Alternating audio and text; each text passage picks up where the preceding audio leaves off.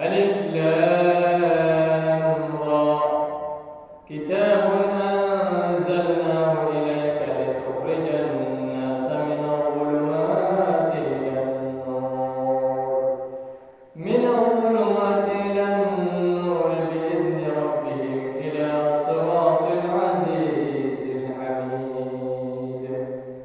وقال تعالى: يسألونك عن الروح قل الروح من أمر ربي وما أوتيتم من العلم إلا قليلا. اللهم صل على محمد وعلى آل محمد كما صليت على إبراهيم وعلى آل إبراهيم إنك حميد مجيد. اللهم بارك على محمد وعلى آل محمد كما باركت على إبراهيم وعلى آل إبراهيم إنك حميد مجيد.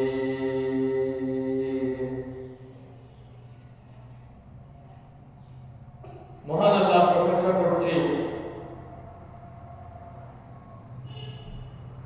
যিনি আমাদেরকে রমজানের শেষ জুমা মসজিদে আদায় করার সামর্থ্য দান করেছেন। শুকরিয়া আদায় করি আলহামদুলিল্লাহ। অতঃপর লক্ষ লক্ষ সালাম প্রিয় নবী মুহাম্মদুর রাসূলুল্লাহ সাল্লাল্লাহু আলাইহি ওয়াসাল্লামের উপর আমরা সংক্ষিপ্তভাবে একবার দরুদ পড়ছি। আল্লাহুম্মা সাল্লি আলাইহি ওয়া বারিক আলাইহি। অতঃপর তাহার পরিবার বর্গের উপর শান্তি বর্ষিত হোক, অতঃপর তাহার সকল সাথী সঙ্গীদের উপর শান্তি বর্ষিত হোক এবং কিয়ামত পর্যন্ত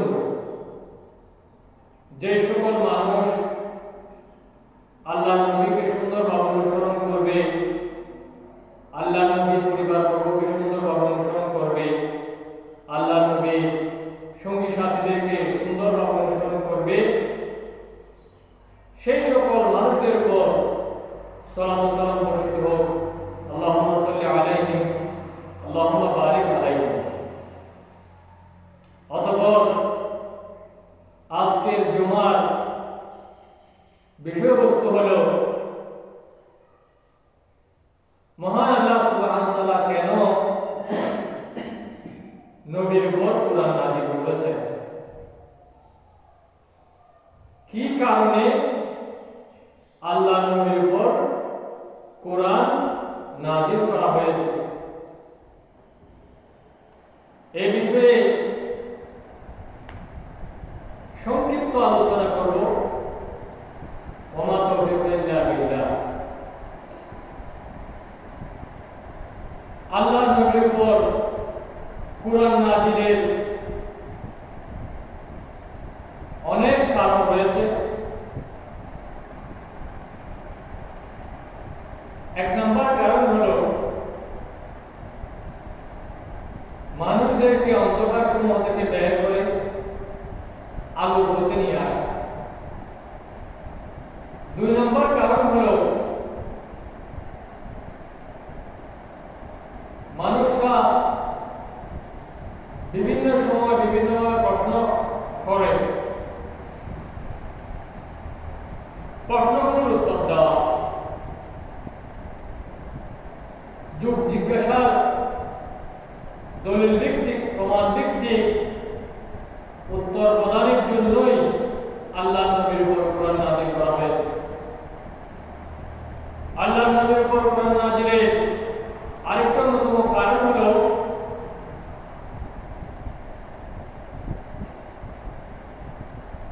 বিভিন্ন বিষয়গুলোকে মোকাবেলা করতে গিয়ে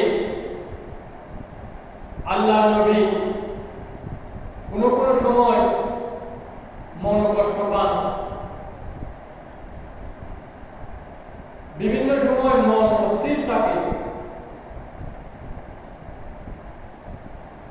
কোরআন নাজিলের অন্যতম আরেকটি কারণ হলো রাসূল করিম সাল্লাল্লাহু আলাইহি ওয়াসাল্লামের অন্তরকে স্থির করা।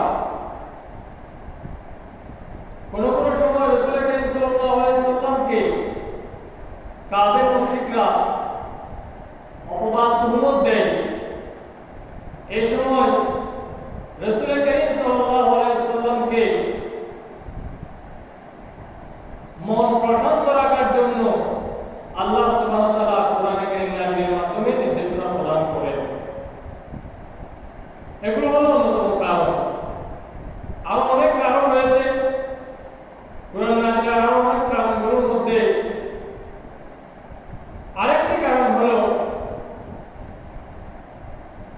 কোরআন তেলাওয়াত করা। কোরআন তেলাওয়াত করার মাধ্যমে কোরআন বুঝিয়ে দেওয়া এবং মানুষদেরকে পরিশুদ্ধ করা, এটা আরেকটি অন্যতম কারণ। প্রথম যে কারণ সেটি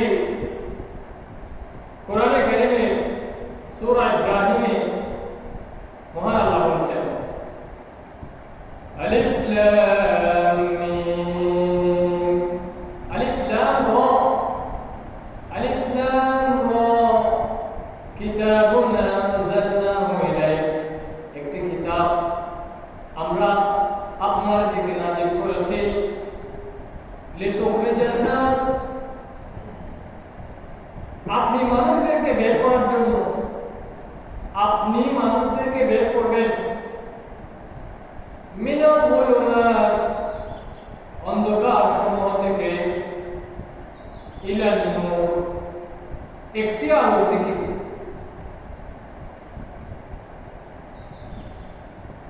কোরআন নাযিলের অন্যতম একটি কারণ হিসেবে মহান আল্লাহ সুবহানাহু ওয়া তাআলা সূরা ইব্রাহিমে বলছেন, একটি কিতাব,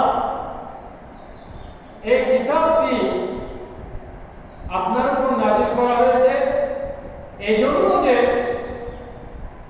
আপনি এই কিতাবের মাধ্যমে মানুষদেরকে অন্ধকার সমূহ থেকে একটি আলোর দিকে বের করে নিয়ে আসবেন। যদি অন্ধকার সমূহ সম্পর্কে আমরা জানতে চাই, তাহলে অন্ধকার সমূহ হলো তাওহীদের বিপরীতে শিরক হলো অন্ধকার, ঈমানের বিপরীতে কুফর হলো অন্ধকার, ইসলামের বিপরীতে কুফর হলো অন্ধকার, তাওহীদের বিপরীতে শিরক হলো অন্ধকার, ন্যায়ের বিপরীতে অন্যায় হলো অন্ধকার, আল্লাহর ওহীর বিধানের বিপরীতে মানব রচিত মতবাদগুলো হলো অন্ধকার। কোরআন নাযিলের অন্যতম একটি কারণ হলো এই অন্ধকার সমূহ থেকে মানুষদেরকে বের করে একটি আলোর দিকে নিয়ে আসা। এখানে আল্লাহ সুবহানাহু ওয়া তাআলা অন্ধকার বোঝাতে গিয়ে বহু বছর ব্যবহার করেছেন, আর আলো বোঝাতে গিয়ে এক বছর ব্যবহার করেছেন। অন্ধকার অনেক আর আলো হলো একটি। আলো হলো একটি। অন্ধকার কি? অন্ধকার হলো অজ্ঞতা, আর জ্ঞান হলো আলো। অন্ধকার কি? আজকে আমাদের পরিবারগুলো অন্ধকার। আমাদের পরিবারে জ্ঞানের চর্চা হয় না, সাপ্তাহিক দর্শ হয় না, পরিবার ভিত্তিক তালিম বসে না, পরিবারের কর্তারা ঘরে বাচ্চাদেরকে নিয়ে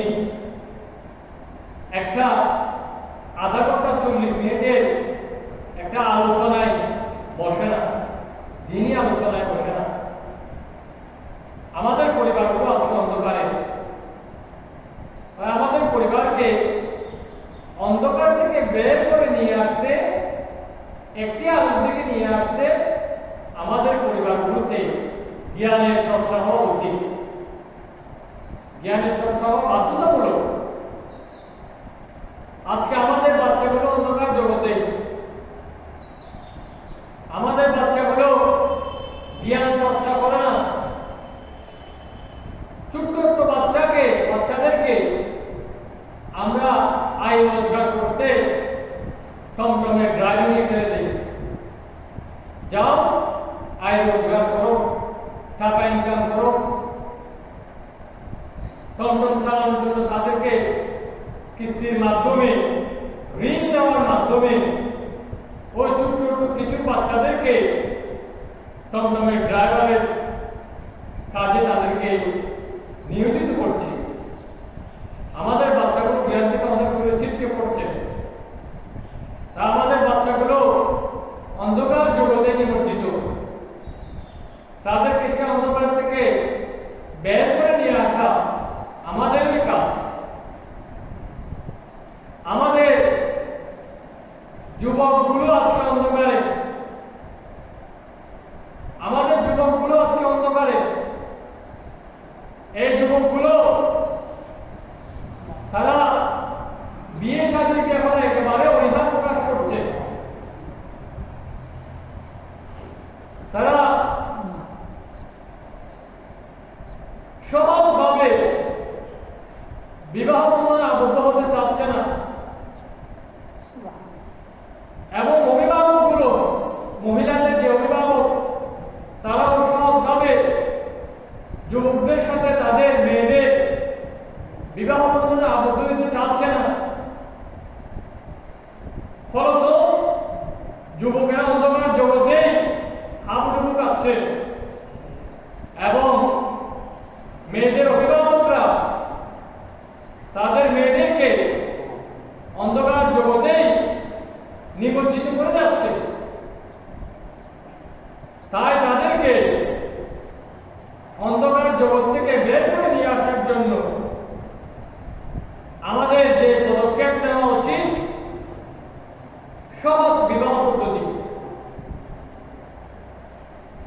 একটি আলু,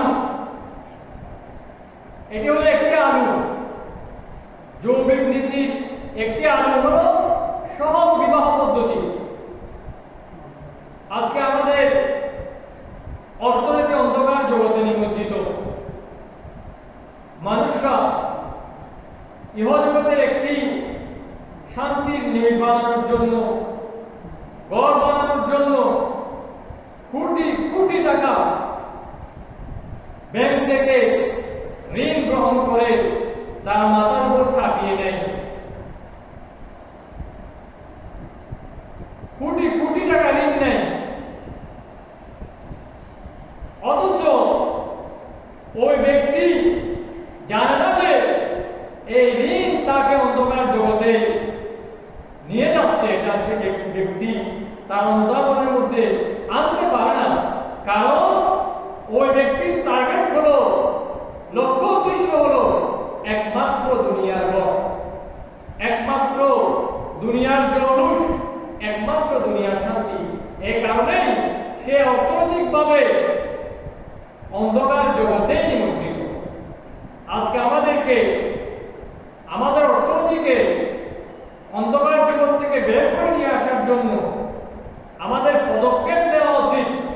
একটি আলোর দিকে নিয়ে আসার জন্য আমাদের যাকাত ভিত্তিক অর্থ ব্যবস্থা গ্রহণ করা উচিত, এবং বিনা সুদে কর্জায়ে হাসানা এই প্রকল্প হাতে নেওয়া উচিত, বাধ্যতামূলক। তবে আমরা অন্ধকারের, অর্থনীতির অন্ধকার থেকে অর্থনীতির আলোর দিকে আমরা ফিরে আসতে পারব। আজকে আমাদের রাষ্ট্র ব্যবস্থা অন্ধকার জগতে নিমজ্জিত। কতজনের কত মার্কা, কতজনের কত দল, কতজনের কত তরিকা। রাষ্ট্র ব্যবস্থার ক্ষেত্রে এই যে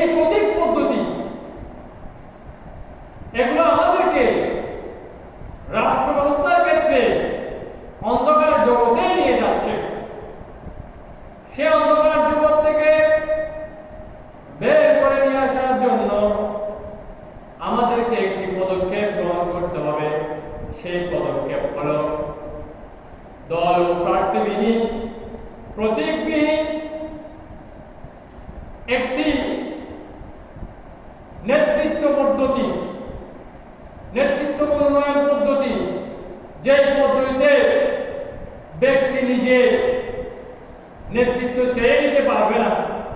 আমি মেম্বার হব বলে দাঁড়াতে পারবে না, আমি চেয়ারম্যান হব বলে দাঁড়াতে পারবে না, আমি এমপি হব বলে দাঁড়াতে পারবে না, আমি মন্ত্রী হব বলে দাঁড়াতে পারবে না। ওই রাষ্ট্র পদ্ধতিতে আমাদেরকে চলে যেতে হবে, যেখানে যোগ্যতার সম্মান প্রদর্শন করা হবে, যেখানে অযোগ্য ব্যক্তিকে প্রতিদ্বন্দ্বিতায় প্রতিযোগিতায় তাকে আসতে দেওয়া হবে না। কিন্তু বর্তমান নেতৃত্ব নির্বাচনের যে পদ্ধতি, এগুলো হলো অন্ধকার জগতের পদ্ধতি, কাফের মুশরিকদের পদ্ধতি, রাষ্ট্র ব্যবস্থায় প্রতীক পদ্ধতি, দলে দলে বিভক্ত হয়ে, মার্কায় মার্কায় বিভক্ত হয়ে দলে দলে মিছিল করা, এদিক ওদিক ছুটে যাওয়া এবং একজন অপরজনের বিরুদ্ধে তুহমত দেওয়া, অপবাদ দেওয়া, নিজেকে শ্রেষ্ঠত্ব প্রমাণ করার চেষ্টা করা, এটা হলো অন্ধকার জগতের পদ্ধতি। সে অন্ধকার জগৎ থেকে আলোর দিকে নিয়ে আসার জন্য আমাদেরকে একটি পদক্ষেপ গ্রহণ করতে হবে। সেই পদক্ষেপ হলো যোগ্যতা সম্পন্ন ব্যক্তি নিজের নেতৃত্ব চেয়ে নিতে পারবে না, মাতার মগজলা ব্যক্তিরা পরামর্শের মাধ্যমে ওই যোগ্যতা সম্পন্ন ব্যক্তিকে যোগ্যতার আসনে অধিষ্ঠিত করবে, কর্তৃত্বের আসনে বসিয়ে তাকে দায়িত্ব অর্পণ করবে। তবে আমাদের রাষ্ট্র ব্যবস্থা অন্ধকার জগৎ থেকে বের করে নিয়ে আসা সম্ভব হবে। আমাদের জৈবিক জগৎকে অন্ধকার জগৎ থেকে বের করে নিয়ে আসার একটি মাত্র পদ্ধতি, সেটি হলো সহজ বিবাহ পদ্ধতি। আমাদের অর্থ ব্যবস্থাকে অন্ধকার জগৎ থেকে বের করে নিয়ে আসার একটি মাত্র পদ্ধতি হলো যাকাত ভিত্তিক অর্থ ব্যবস্থা এবং পর্যায়ে হাসানা প্রদান করা। মানুষদেরকে সব শর্তে ঋণ দেওয়া, বিনা সুদের মাধ্যমে সহজ শর্তে ঋণ দিয়ে তাকে স্বাবলম্বী করা, সহযোগিতা করা, এটা হলো একটি আলোর পথ, অর্থনৈতিক আলোর পথ। আমি কি আপনাদেরকে এই কথাগুলো বোঝাতে পেরেছি? আপনারা কি বুঝেছেন এই কথাগুলো? যদিও বা এই কথাগুলো ভারী। আল্লাহ সুবহানাহু ওয়া তাআলা কোরআন এই কারণে নাযিল করেছেন যে মানুষদেরকে অন্ধকার জগৎসমূহ থেকে বের করে একটিমাত্র আলোর দিকে নিয়ে আসা। আমরা যদি প্রশ্ন করি, আপনি ধর্মীয় দিক দিয়ে কোন তরিকায় আছেন, তখন ব্যক্তি বলবে যে আমি অমুক তরিকায় আছি, কারণ সবচেয়ে বড় ইমামদের ইমাম উনি, তিনি আল্লাহকে 100 বার স্বপ্নে দেখেছেন, আমি তিনার তরিকা বাদ দিয়ে অন্যের তরিকায় যেতে পারবো না। এই কথা নির্দ্বিধায় আমরা বলি। অথচ ওই ইমামদের বিষয়ে, ওই মুস্তাহিদ ইমামদের বিষয়ে, গবেষক আলেমদের বিষয়ে আল্লাহ নবী সাল্লাল্লাহু আলাইহি ওয়াসাল্লাম কি বলেছিলেন? তারা গবেষণা করে ইজতিহাদুল হাকিম, যদি হাকিম ইজতিহাদ করে গবেষণা করে ফাসাবা অথবা সঠিক সিদ্ধান্ত উপনীত হয়, ফালাহু আজরান, তার জন্য দ্বিগুণ সওয়াব রয়েছে, ওই গবেষকের জন্য দ্বিগুণ সওয়াব রয়েছে। আর সেই গবেষক কোন ইমাম মুহাদ্দিস মুফাসসির গবেষণা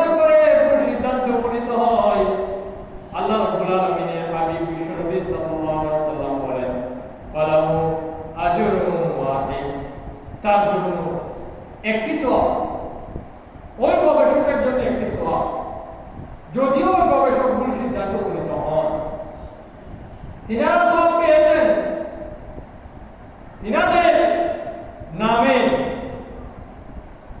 তিনারা চলে যাওয়ার পরে, তিনারা চলে যাওয়ার 150-200 বছর মধ্যবর্তী সময় অতিক্রম হওয়ার পরে তিনাদের নামে যে তরিকাগুলো মানুষরা নিজেদের মাথার উপর চাপিয়ে নিয়েছে, এই তরিকাগুলো সম্পর্কে তিনারা জানেন না, তিনারা জানেন না। রাহিমাহুল্লাহ, আল্লাহ তাদেরকে রহমত করুন, দয়া করুন, আল্লাহুম্মা আমিন। কোন মানুষকে যদি প্রশ্ন করা হয় যে ধর্মীয় দিক দিয়ে আপনি কোন তরিকায় আছেন, বলে অমুক তরিকায়, বলে অমুক তরিকায়, অমুক তরিকায়, অমুক তরিকায়। রাসূল কারীম সাল্লাল্লাহু আলাইহি ওয়াসাল্লামের উপর কোরআন নাযিলের অন্যতম কারণ হলো যে মানুষদেরকে ওই বিশ্বাসসমূহ থেকে, ওই যাদের নামে মানুষের তরিকা বানিয়েছে, ওই তরিকাসমূহ থেকে বের করে নিয়ে এসে একটিমাত্র পথ আল্লাহর কোরআনের দিকে, একটিমাত্র পথ রাসূল কারীম সাল্লাল্লাহু আলাইহি ওয়াসাল্লামের সহিহ হাদিসের দিকে নিয়ে আসাই হলো কোরআন নাযিলের অন্যতম একটি কারণ। এই কারণে আল্লাহ তাআলা কোরআনে কারীমে সূরা ইব্রাহিমের শুরুতে বলছেন, কিতাবুন আনজালনাহু ইলাইকা লিতুখরিজান নাস মিনাল যুলুমাতি ইলান নূর বিইذনি রাব্বিহিম, তাদের রবের ইদিন সহকারে, নির্দেশনা সহকারে, রবের নির্দেশনা ব্যতি রেখে নয়, রবের নির্দেশনা যেভাবে আছে সেভাবে, এর বাইরে নয়। কোন দিকে? ইলা সিরাতিল আজিজিল হামিদ, এমন একটি পথের দিকে, এমন একটি তরিকার দিকে, এমন একটি পদ্ধতির দিকে যে পদ্ধতি পরাক্রমশালী, প্রশংসিত, প্রজ্ঞাময় আল্লাহর পক্ষ থেকে নাযিলকৃত। সেই পদ্ধতি কি? আল্লাহর নির্দেশনা, মুহাম্মদুর রাসূলুল্লাহ সাল্লাল্লাহু আলাইহি ওয়াসাল্লামের পদ্ধতি। কোরআন নাযিলের অন্যতম আরেকটি কারণ হলো যুগ জিজ্ঞাসার জবাব দেওয়া। কারণ বিভিন্ন সময় বিভিন্ন কঠিন প্রশ্ন মানুষের সামনে ফুটে ওঠে, সেই কঠিন প্রশ্নগুলোর জবাব দেওয়ার জন্য আল্লাহর নবীর উপর কোরআন নাযিল করা হয়েছে। একবার সেই কঠিন প্রশ্ন করে বসেছিলেন মদিনার ইহুদি এবং মক্কার মুশরিকরা, মদিনার ইহুদিরা মিলে আল্লাহর নবীকে একটা প্রশ্ন করেছিলেন। আব্দুল্লাহ ইবনে মাসউদ রাদিয়াল্লাহু আনহু হাদিস বর্ণনা করছেন, আমরা একবার রাসূলের সাথে মদিনার খেজুর বাগান দিয়ে যাচ্ছিলাম। রাসূল কারীম সাল্লাল্লাহু আলাইহি ওয়াসাল্লাম লাঠির উপর ভর করে হাঁটছিলেন, আমরা রাসূলের সাথে যাচ্ছিলাম। এমন সময় পথ দিয়ে কিছু ইহুদি এবং তাদের সাথীরা চলে যাচ্ছিল। ওই সময় তাদের পক্ষ থেকে প্রশ্ন করা হলো যে ওই যে রাসূলের কাছে একটা প্রশ্ন করো, তো দেখি রূহ সম্পর্কে একটা প্রশ্ন করো, আত্মা সম্পর্কে প্রশ্ন করো, যে রূহটা দেহের ভিতরে থাকলে মানুষ জীবিত থাকে, সেই রূহ সম্পর্কে একটা প্রশ্ন করো তো দেখি। রাসূল কারীম সাল্লাল্লাহু আলাইহি ওয়াসাল্লামকে প্রশ্ন করা হলো, রূহ সম্পর্কে প্রশ্ন করলেন। আল্লাহর নবী সাল্লাল্লাহু আলাইহি ওয়াসাল্লাম উত্তর দিলেন না। এরপর আল্লাহ তাআলা কোরআন নাযিল করলেন, সূরা বনী ইসরাঈলের সেই বিখ্যাত আয়াতটি নাযিল করলেন, ইয়াসআলুনাকা আনির রূহ, তারা আপনাকে রূহ সম্পর্কে প্রশ্ন করে। হে নবী, তারা আপনাকে আপনার দেহের ভিতরে, তাদের দেহের ভিতরে যে রূহ রয়েছে, যে আত্মা রয়েছে, যে আত্মাটা থাকলে মানুষ জীবিত থাকতে পারে, এই আত্মা সম্পর্কে তারা জিজ্ঞেস করে।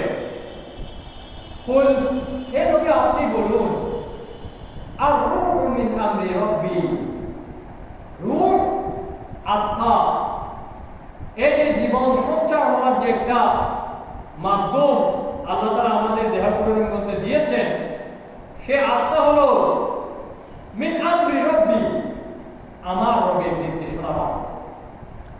আমার রবের নির্দেশনার ভিতর থেকে একটি নির্দেশনা হলো এই আত্মা, এই রূহ। আদম আলাইহিস সালামকে আল্লাহ তাআলা নিজের হাতে সৃষ্টি করলেন, এরপর তার ভিতরে রূহ ফুঁকে দিলেন, আত্মা ফুঁকে দিলেন। এরপরে আদম এবং হাওয়া থেকে পৃথিবীতে মানুষ ছড়িয়ে ছিটিয়ে দিলেন। আল্লাহ বলছেন, ইয়া আইয়ুহান নাস, হে মানুষ, ইত্তাকু রাব্বাকুম, তোমরা তোমাদের প্রতিপালককে ভয় করো, তোমরা তোমাদের প্রতিপালকের আনুগত্য করো, বাধ্যতা থেকে বাঁচো, তোমাদের প্রতিপালকের কৃতজ্ঞতা আদায় করো, কৃতজ্ঞ হওয়া থেকে বাঁচো, তোমাদের প্রতিপালককে স্মরণ করো, তোমাদের প্রতিপালককে ভুলে যেও না। এখানে আল্লাহ সুবহানাহু ওয়া তাআলা আরেকটি বিষয়ের সমাধান দিয়েছেন। মতবাদ কি হবে? মানুষরা বিভিন্ন মতবাদ সৃষ্টি করে, ভাষার নামে জাতীয়তাবাদ, ধর্মনিরপেক্ষতাবাদ, ধর্ম কায়েমের আব্রাহাম লিঙ্কনের কাল্পনিক মতবাদ, এই মতবাদগুলো মানুষের সৃষ্টি করে। বাবার নামে তরিকা, পীরের নামে তরিকা, এই মতবাদগুলো মানুষের সৃষ্টি করে। সূরা নিসার এর প্রথম আয়াতে আল্লাহ তাআলা মতবাদের ভিত্তি নির্ধারণ করেছেন মানবতাবাদ। মানবতাবাদ, হে মানুষ জাতি। তাহলে এখানে মতবাদ সৃষ্টি, মতবাদ এর ভিত্তি হলো মানুষ, মানব জাতি। হিন্দু, মুসলিম, খ্রিস্টান, বৌদ্ধ, ইহুদি, নাসারা, সবাই মানুষ। মানুষ হিসেবে সবাই এক জাতি, মানুষ হিসেবে সবাই এক জাতি। এটাই হলো মতবাদের ভিত্তি, মানবতাবাদ। ইয়া আইয়ুহান নাস ইত্তাকু রাব্বাকুম, তোমরা তোমাদের প্রতিপালককে ভয় করো। এখন বিধিকর বিশেষণ প্রয়োগ করার পরে আল্লাহ সুবহানাহু ওয়া তাআলা নিজের দয়া প্রকাশের জন্য সে মানুষদের সামনে নিজের পরিচয় পেশ করছেন। আল্লাযী খালাকাকুম, যিনি তোমাদেরকে সৃষ্টি করেছেন, মিন নাফসিন ওয়াহিদা, একটি মাত্র আত্মা তথা হযরত আদম আলাইহিস সালাম থেকে, একজন মাত্র ব্যক্তি তথা হযরত আদম আলাইহিস সালাম থেকে সৃষ্টি করেছেন। ওয়া খালাকা মিনহা যাওজাহা, তার থেকে তার স্ত্রী সৃষ্টি করেছেন। ওয়া বাত্তা মিনহুমা, তাদের দুজন থেকে ছড়িয়ে দেন রিজালান কাসীরা, অসংখ্য পুরুষ, ওয়া নিসা, অসংখ্য নারী। এখানে আল্লাহ সুবহানাহু ওয়া তাআলা মতবাদের ভিত্তি নির্ধারণ করেছেন মানবতাবাদ। এরপরে বলেছেন যে পুরুষ ও নারী ছড়িয়ে দেন। আদম আলাইহিস সালাম থেকে আদম আলাইহিস সালামের স্ত্রীকে সৃষ্টি করেছেন, এরপর তাদের দুজন থেকে অসংখ্য পুরুষ ও নারী ছড়িয়ে দেন। তাদের দুজনের মাধ্যমে পৃথিবীতে অসংখ্য পুরুষ ও নারী, তাদের ভিতরে রূহ দিয়েছেন। এই রূহটা হলো আল্লাহর পক্ষ থেকে একটি নির্দেশনা। এটাই হলো আল্লাহ অকাট্য একটি দলিল। মানুষরা আল্লাহকে খুঁজবে, কোথায় খুঁজবে? কেউ কেউ আল্লাহকে খুঁজতে খুঁজতে একেবারে আরশে আজিমের উপর উঠে যায় কাল্পনিক ভাবে, কেউ কেউ আল্লাহকে খুঁজতে খুঁজতে একেবারে মাটির গভীরে নেমে যায় কাল্পনিক ভাবে। না, আল্লাহকে নাকি সে কোথাও পায় না। আল্লাহকে খুঁজতে খুঁজতে সে নাকি তার কলবের ভিতরে আল্লাহকে পায় না। কলবের ভিতরে আল্লাহ নন, কলবের স্রষ্টা আল্লাহ, রূহের স্রষ্টা আল্লাহ। আল্লাহ সুবহানাহু ওয়া তাআলা রূহ দিয়েছেন, এটাকে সৃষ্টি করেছেন আল্লাহ। আল্লাহ সুবহানাহু ওয়া তাআলা রয়েছেন উপরে। আল্লাহ সুবহানাহু ওয়া তাআলা রয়েছেন কোথায়? উপরে। জিবরিলের মাধ্যমে রূহ দিয়েছেন, মলকুল মউতের মাধ্যমে রূহ নিয়ে যাবেন। আমি কি আপনাদেরকে বোঝাতে পেরেছি? তাহলে কোরআন নাজিলের অন্যতম আরেকটি কারণ হলো কঠিন বিষয়গুলো যখন কঠিন প্রশ্নের যখন সম্মুখীন হবে, তখন আল্লাহ সুবহানাহু ওয়া তাআলা কোরআন নাজিলের মাধ্যমে রাসূল করিম সাল্লাল্লাহু আলাইহি ওয়াসাল্লামকে জানিয়ে দিবেন যে যে কঠিন প্রশ্নের উত্তর এভাবে দিতে হয়। সেদিন ইহুদি খ্রিস্টানরা রাসূল করিম সাল্লাল্লাহু আলাইহি ওয়াসাল্লামকে প্রশ্ন করেছিল যে রূহ সম্পর্কে, ইসআলুনাকা আনির রূহ, তারা আপনাকে রূহ সম্পর্কে প্রশ্ন করে, কুল, আপনি বলুন, আর রূহু মিন আমরি রাব্বি, রূহ আমার প্রতিপালকের আদেশ মাত্র। ওয়া মা উতীতুম মিনাল ইলমি ইল্লা কলিলা, এই বিষয়ে তোমাদেরকে যে জ্ঞান দেওয়া হয়েছে সেই জ্ঞান একবার নগণ্য, সেই জ্ঞান একবার নগণ্য। রূহ সম্পর্কে গবেষণা করতে করতে কেউ কেউ আল্লাহ সুবহানাহু ওয়া তাআলাকে কলমের ভিতরে বসিয়ে রাখেন, এরপরে তামাক পাতা, জর্দা, সুপারি, এরপরে কি বলে যে সুন্না, এগুলো দিয়ে পানের রস সাবাই, এরপরে কলমের ওখান দিয়ে পানের রসগুলো পেটের মধ্যে ঢুকান। আল্লাহ যদি কলমের ভিতরে বসে থাকে তাহলে আপনি ওই যে নেশাদার দ্রব্য সাবিয়ে আপনি কলমের উপর থেকে পেটের মধ্যে নেশাদার দ্রব্য ঢুকান কেন? না, আল্লাহ আপনার কলবের আল্লাহ নয়, আল্লাহ হলেন উপরে, কিন্তু আপনার কলবের স্রষ্টা হলেন আল্লাহ। কলবের পরিবর্তনকারী হচ্ছেন আল্লাহ সুবহানাহু ওয়া তাআলা। কলব আল্লাহ সুবহানাহু ওয়া তাআলার দুই আঙ্গুলের মধ্যবর্তী জায়গায়। কলব মানে হলো ওলটপালট হওয়া, পরিবর্তন হওয়া, এদিক ওদিক হয়ে যাওয়া, হঠাৎ এদিক হঠাৎ আরেক দিক। যেমন মরুভূমির মধ্যে একটা ময়ূরের পালক যদি রাখা হয়, সেখানে দুদু বালুকাময় জায়গায় এদিক থেকে বাতাস এসে ময়ূরের পলক এদিকে হয়ে যায়, এদিক থেকে বাতাস এসে ময়ূরের পলক ওদিকে হয়ে যায়, ওলট পালট হয়ে যায়। কলমের অর্থই হলো উলট পালট হওয়া। আল্লাহ সুবহানাহু ওয়া তাআলার দুই আঙ্গুলের মধ্যবর্তী জায়গায় আদম সন্তানের কলব, তিনি যেভাবে ইচ্ছা পরিবর্তন করেন। আমরা আল্লাহর কাছে চাইব যে ইয়া মুকাল্লিবাল কুলুব, হে কলবের পরিবর্তনকারী, সাব্বিত কলবি, আপনি আমার কলবকে স্থির রাখুন আলা দীনি, আপনার জীবন ব্যবস্থায়, আপনার জীবন ব্যবস্থা আলোকময় যে জীবন ব্যবস্থা আপনি দিয়েছেন, সে আলোকময় জীবন ব্যবস্থায় আপনি আমাদের অন্তরগুলোকে স্থির রাখুন। আল্লাহুম্মা আমিন। কারণ কোরআন নাযিলের আরেকটি কারণ হলো যুগ জিজ্ঞাসার জবাব দেওয়া। কোরআন নাযিলের আরেকটি কারণ রয়েছে, সেটি হলো রাসূল করিম সাল্লাল্লাহু আলাইহি ওয়াসাল্লাম কখনো কখনো কাফির মুশরিকদের অপবাদের কারণে কষ্ট পান, মনের মধ্যে আঘাত পান। সে আঘাতের সময় আল্লাহ নবী সাল্লাল্লাহু আলাইহি ওয়াসাল্লামকে সান্ত্বনা দিয়ে আল্লাহ তাআলা কোরআন নাযিল করেন। রাসূল করিম সাল্লাল্লাহু আলাইহি ওয়াসাল্লামের কোনো ছেলে সন্তান জীবিত ছিল না।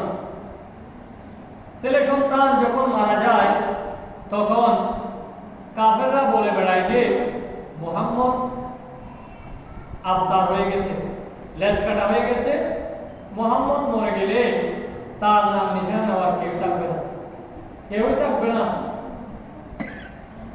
তখন রাসূল করিম সাল্লাল্লাহু আলাইহি ওয়াসাল্লাম মনের মধ্যে কষ্ট পান।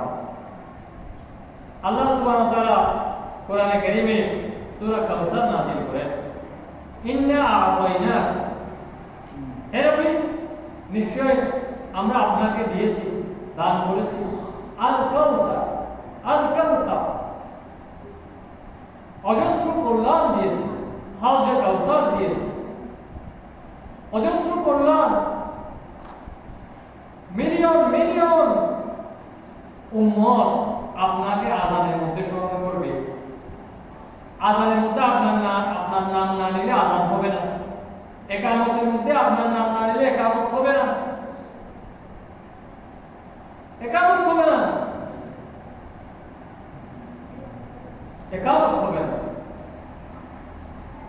وضم الإله اسم النبي إلى اسمه إذا قال المؤذن في الخمس أشهد وشق له من اسمه ليجله فذو العرش محمود وهذا নিজের নামের সাথে নবী সাল্লাল্লাহু আলাইহি ওয়াসাল্লামের নামকে মিলিয়ে নিয়েছেন। যখন মুয়াজ্জিন পাঁচ ওয়াক্ত সালাতে আশহাদু বলে, আশহাদু আল্লা ইলাহা বলে, তখন ওই মুয়াজ্জিন আশহাদু আন্না মুহাম্মাদুর রাসূলুল্লাহ না বললে আযান হবে না, আযান হবে না। অজস্র কল্যাণ আপনাকে দিয়েছি, কিয়ামত পর্যন্ত আপনার নাম স্মরণ হতেই থাকবে, নাম নিতেই থাকবে উম্মতেরা।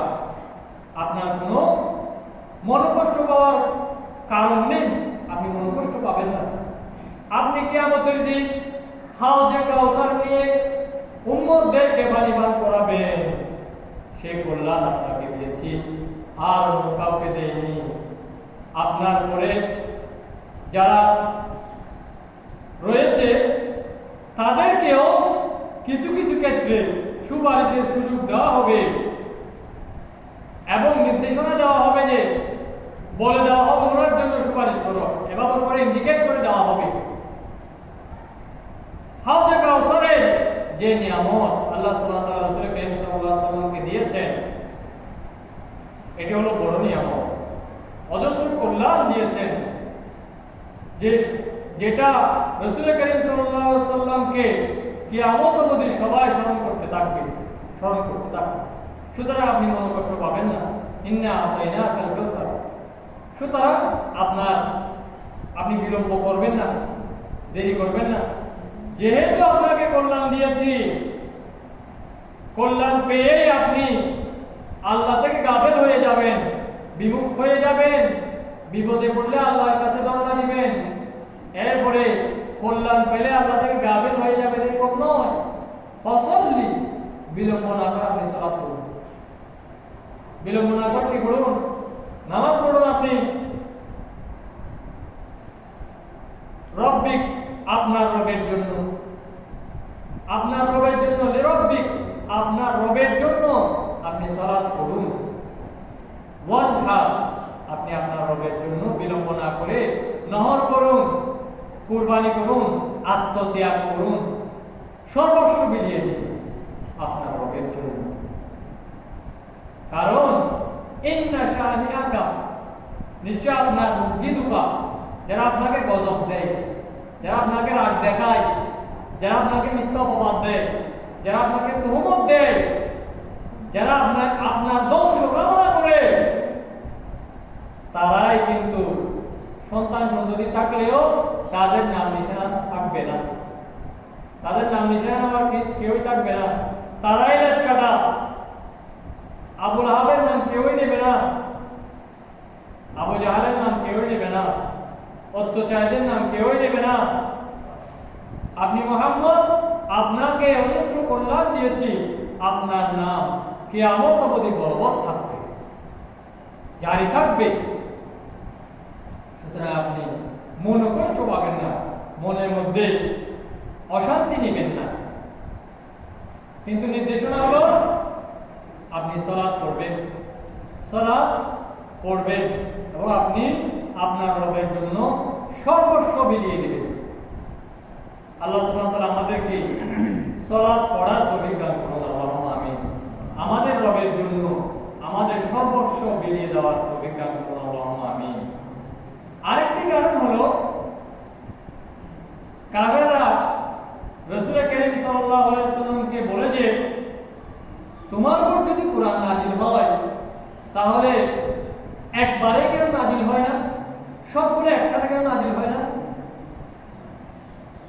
কেন একসাথে নাযিল হয় না?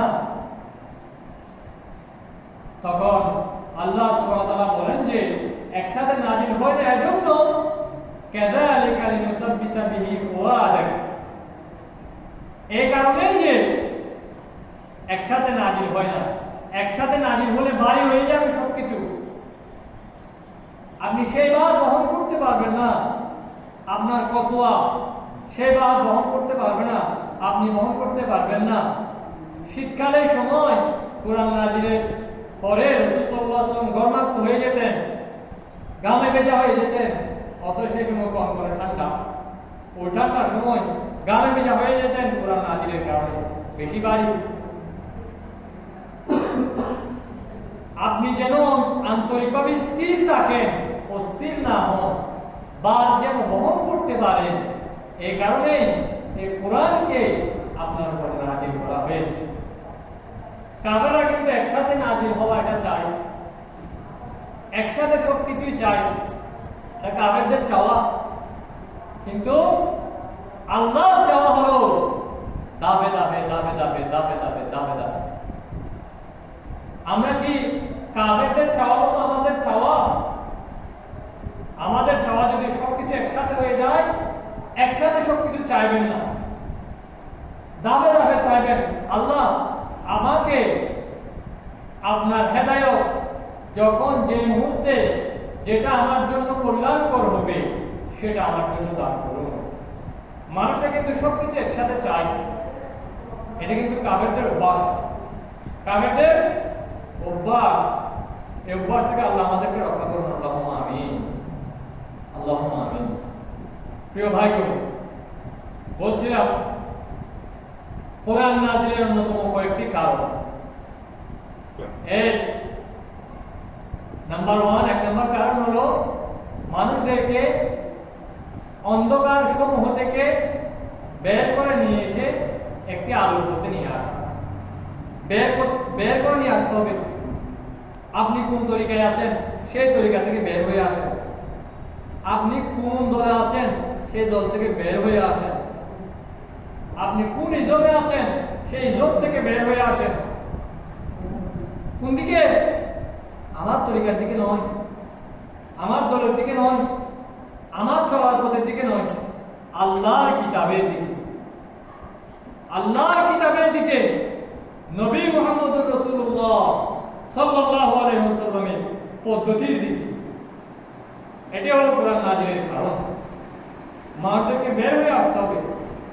আপনার অর্থনীতিতে আপনি কত কোটি ঋণ নিয়েছেন, ঋণের সাগরে ডুবে আছেন, ঋণের সাগর থেকে বের হয়ে আসেন। দুনিয়াবি লক্ষ্য উদ্দেশ্য ফিলাপ করার জন্য ঋণের সাগরে আপনি ডুবে আছেন, ঋণের সাগর থেকে আপনি বের হয়ে আসুন। কোরআনের জন্য নাজিল করা হয়েছে। আপনি একেবারে ইসলামের যৌবিক বিধান বাদ দিয়ে যৌবিক চাহিদা পূরণের জন্য বিবাহ বন্ধনে আবদ্ধ হওয়া বাদ দিয়ে আপনি জিনার সাগরে ডুবে আছেন, সেখান থেকে বের হয়ে আসুন। প্রিয় অভিভাবকগণ, প্রিয় সন্তানের অভিভাবকগণ, প্রিয় মেয়েদের অভিভাবকগণ, আপনারা আপনাদের সন্তানদেরকে, আপনাদের মেয়েদেরকে সহজভাবে বিবাহ বন্ধনে আবদ্ধ করিয়ে দেন। তারা সেটেল হোক, এরপরে গিয়ে বিবাহ বন্ধনে আবদ্ধ করিয়ে দেন। কোরআন নাজিলের অন্যতম কারণ হলো এই যে যৌবিক ক্ষেত্রে গিয়ে অন্ধকার সমূহ থেকে বের করে একটি আলোর পথে নিয়ে আসা, যেখানে একটি মাত্র পদ্ধতির মাধ্যমে, সহজ পদ্ধতির মাধ্যমে আপনার সামর্থ্য হবে, প্রয়োজন মেটানোর সামর্থ্য হয়ে যাবে। হেদায়েত হলো এটা, যে সময়ে যেটা আপনার জন্য প্রয়োজন সেই সময়ে সেই প্রয়োজন মেটানোর সামর্থ্য হওয়াই হলো হেদায়েত। হেদায়েত দুই প্রকার। হেদায়েতুল ইরশাদ ওয়াল বায়ান।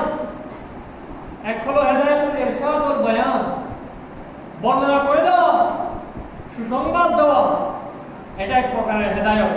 এটা নবীদের কাজ, এটা আলেম ওলামাদের কাজ, জ্ঞানীদের কাজ।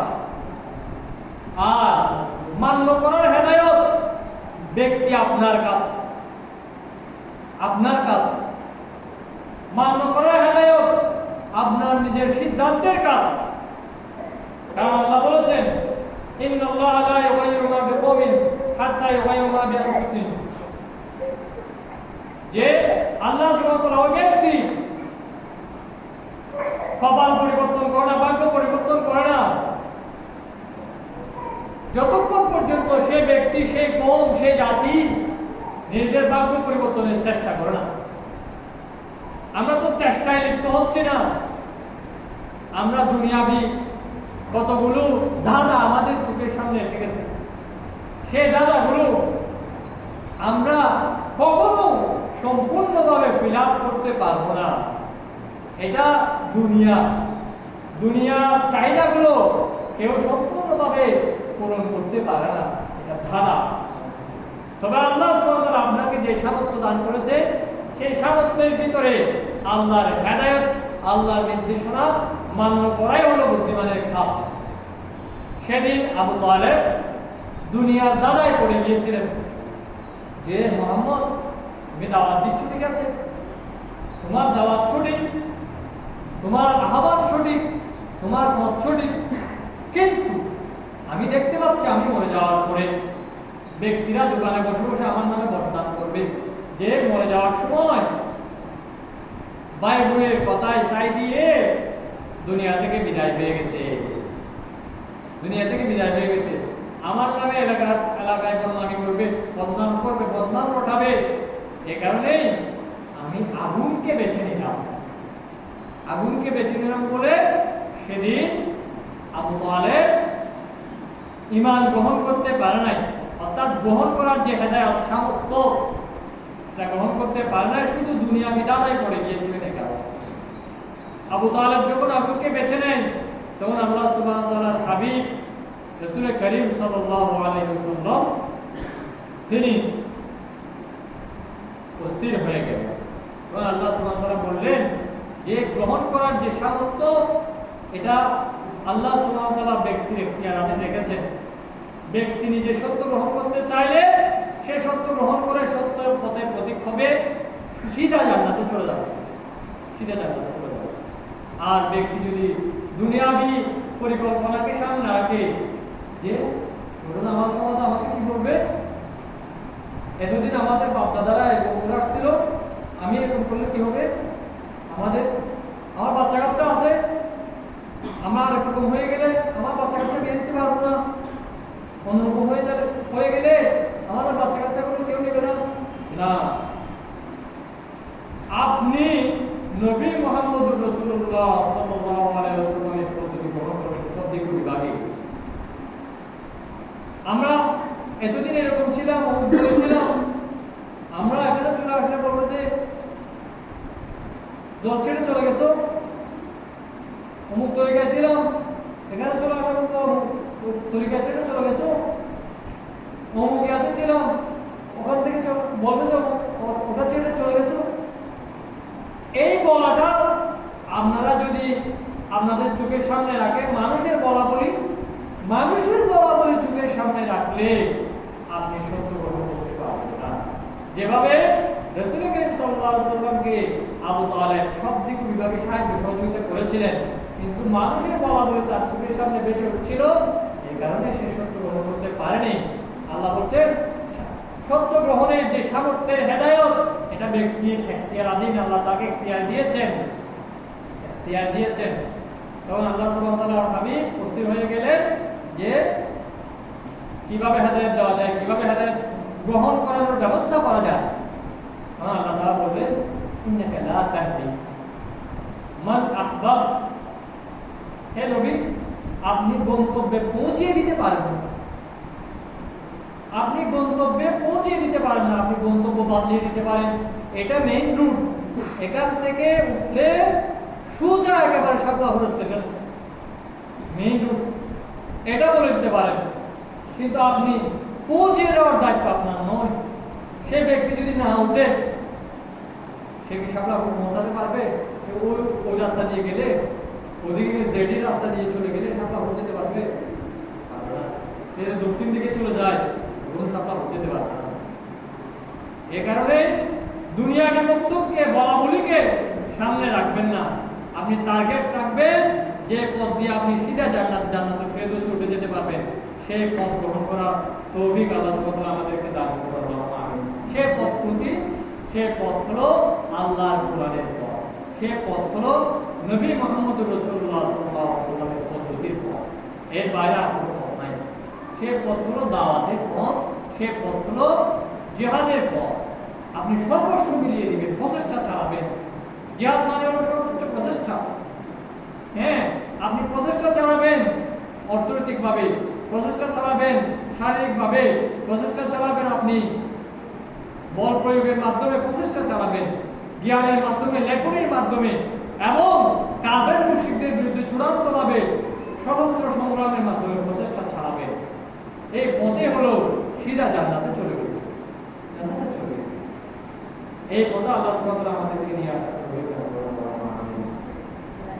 সম্মানিত মুসল্লিয়ানে কেরাম, অনেক কথা বলেছি। কুরআন নাযিলের কারণ বলতে গিয়ে কিছু আনুষঙ্গিক কথা চলে এসেছে, যে কথাগুলো আমাদের জন্য অতীব গুরুত্বপূর্ণ। যে কথাগুলো আমি বলেছি আপনাদের মনে কষ্ট দেওয়ার জন্য নয়, যে কথাগুলো আমি বলেছি আপনাদের মন সন্তুষ্ট করার জন্য নয়, সির্ফ লিল্লাহ ফিল্লাহ বলছি, আল্লাহর জন্য বলেছি। আল্লাহ সুবহানাহু ওয়া তাআলা আমাদেরকে আল্লাহর কুরআন নাযিলের যে কারণ, এই কারণ উদাহরণ করে সঠিক পথে আসার তৌফিক দান করুন। আল্লাহুম্মা আমিন। আকুলু কওলি হাযা আস্তাগফিরুল্লাহ ওয়া লাকুম ওয়া লিসাইরিল মুসলিমিন। আগামী কালকে যে সুন্নাত হলো তাকবীর করবেন। আল্লাহু আকবার, আল্লাহু আকবার, লা ইলাহা ইল্লাল্লাহ, আল্লাহু আকবার, আল্লাহু আকবার, লিল্লাহিল হামদ, আল্লাহু আকবার কাবীরা ওয়া আলহামদুলিল্লাহি কাসীরা, সুবহানাল্লাহি বুকরাতান ওয়া আসীলা, সাল্লাল্লাহু আলা নাবিয়িনা মুহাম্মদ ওয়া আলা আলিহি ওয়া সাহবিহি ওয়া সাল্লাম তাসলিমান কাসীরা। পড়ে আসবেন, পড়বেন, বলে খেজুর কি আসবেন, খেজুর সম্পর্কে কোন থেকে আসবে, এরপরে সুন্নাহ যেগুলো আছে এগুলো মেইনটেইন করার চেষ্টা করবেন। আল্লাহ সুবহানাহু ওয়া তাআলা আমাদের করে দিবেন।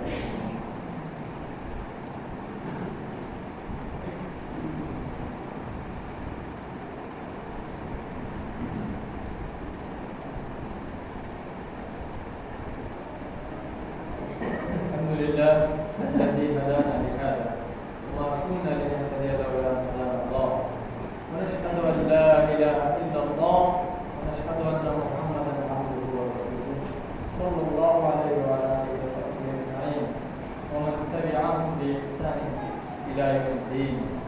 أعوذ بالله من الشيطان الرجيم. بسم الله الرحمن الرحيم. ألف لام را كتاب أنزلناه إليك لتخرج الناس من الظلمات إلى النور بإذن ربهم إلى صراط العزيز الحميد. قال تعالى يسألونك عن الروح قل الروح من أمر ربي وما أوتيتم من العلم إلا قليلا. قال تعالى إن الله وملائكته يصلون على النبي يا أيها الذين آمنوا صلوا عليه وسلموا تسليما. اللهم صل على محمد صلى الله عليه وسلم وعلى آله وصحبه. اللهم بارك على محمد وعلى آل محمد كما باركت على إبراهيم وعلى آل إبراهيم إنك حميد مجيد. دعاء করার পরে আমরা আমিন। اللهم أعز الإسلام والمسلمين. آمين. আল্লাহ ইসলাম এবং মুসলমানদেরকে ইজ্জত দান করুন। আমিন। ওয়াদিল শিরক ওয়াল মুশরিকিন। আল্লাহ পৌত্তলিকতা এবং পৌত্তলিকদেরকে যিল্লত দান করুন, তাদেরকে হেনস্থা করুন। আল্লাহুম্মা আমিন। ওয়াদাম্মাত আ'দা দ্বীন। আল্লাহ দ্বীনের শত্রুদেরকে প্রতিহত করুন, নির্মূল করুন। আল্লাহুম্মা আমিন। হে আল্লাহ, আমাদেরকে কাঁধে কাঁধ পায়ে পা মিলিয়ে কাফের মুশরিকদের বিরুদ্ধে শীষে ডালার প্রাচীর হয়ে দাঁড়াতে তৌফিক দান করুন। আল্লাহুম্মা আমিন। আল্লাহুম্মা লা তাজআল মুসিবাতানা ফি দীনিনা ওয়া দুনিয়ানা। ইয়া আল্লাহ, আমাদের দ্বীনের মধ্যে, দুনিয়ার মধ্যে আমাদের উপরে মুসিবত সৃষ্টি করবেন না। আল্লাহুম্মা আমিন। আল্লাহ, আমাদেরকে মতবিরোধ এড়িয়ে চলার তৌফিক দান করুন। আল্লাহুম্মা আমিন। দলে দলে বিভক্তি থেকে আমাদেরকে বের করে নিয়ে এসে এক দলে নিয়ে আসার তৌফিক দান করুন। আল্লাহুম্মা আমিন। হে আল্লাহ, আমাদেরকে ওই কলিমা স্থির রাখুন, যে কলিমার উপরে দুনিয়াতে আসলে, যে কলিমা নিয়ে দুনিয়া থেকে গেলে জান্নাতে প্রবেশ করা যায়, সেই কলিমার উপর আমাদেরকে স্থির রাখতে হবে। আমিন। আল্লাহুম্মা সাব্বিতনা বিল কওলি সাবিত ফিল হায়াতিদ দুনিয়া ওয়া ফিল আখিরাহ। হে আল্লাহ, আমাদেরকে দুনিয়ায় আপনার কলিমার উপর স্থির রাখুন, আমাদেরকে পরযোগিতা আপনার পরিবার উপস্থিত রাখুন। আল্লাহুম্মা আমিন। হে আল্লাহ আমাদেরকে সম্মান দান করুন।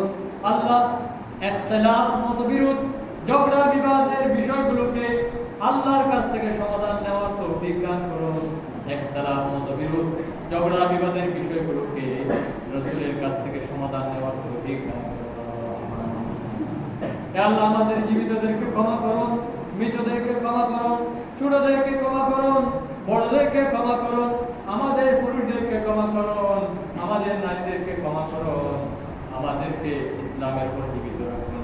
হে আল্লাহ মৃত্যুর সময় আমাদেরকে ঈমানের উপর মৃত্যু দান করুন। আল্লাহুম্মা আমিন।